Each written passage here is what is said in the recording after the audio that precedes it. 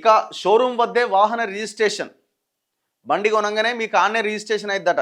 మళ్ళీ రిజిస్ట్రేషన్ ఆఫీస్కి పోవడం ఇదంతా ఏమి ఉండదట. స్పీడ్ పోస్ట్లో నేరుగా ఇంటికే వస్తుందట ఆర్సీ కార్డు.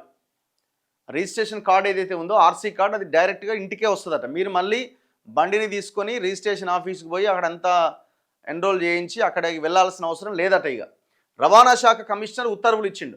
కొత్తగా వాహనం కొనుగోలు చేసేవారు ఇకపైన వాహన రిజిస్ట్రేషన్కు రవాణా శాఖ కార్యాలయానికి వెళ్లాల్సిన అవసరం లేదు. వాహనం కొనుగోలు చేసిన షోరూం వద్దనే రిజిస్ట్రేషన్ ప్రక్రియ పూర్తి కాబోతున్నది. వాహన రిజిస్ట్రేషన్ కార్డు ఆర్సీ నేరుగా యజమాని ఇంటికి స్పీడ్ పోస్ట్లో వచ్చేస్తుంది. నూతన విధానం అమలు కోసం రవాణా శాఖ కమిషనర్ ఇలంబర్తి గురువారం ఉత్తర్వులు ఇచ్చారు. కేంద్ర ప్రభుత్వం అమల్లోకి తెచ్చిన వాహన్ సారథి పోర్టళ్లను పూర్తి స్థాయిలో అమల్లోకి తీసుకొచ్చే చర్యల్లో భాగంగా ఇకపైన షోరూంలోనే వాహన రిజిస్ట్రేషన్ చేసుకునే సదుపాయాన్ని కల్పించారు.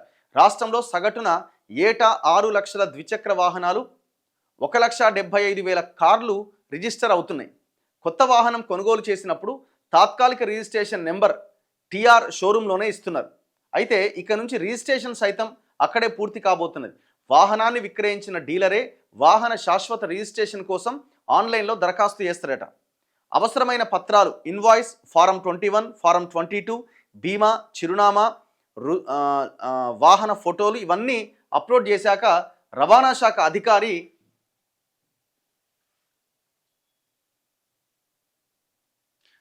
నెంబర్ ఇస్తారట.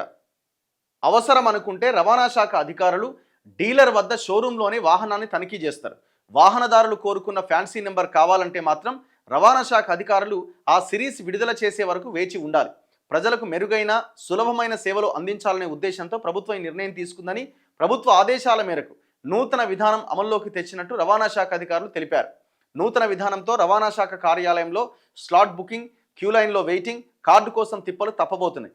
వాహన రిజిస్ట్రేషన్ ప్రక్రియ వేగంగా, పారదర్శకంగా పూర్తి కానున్నది.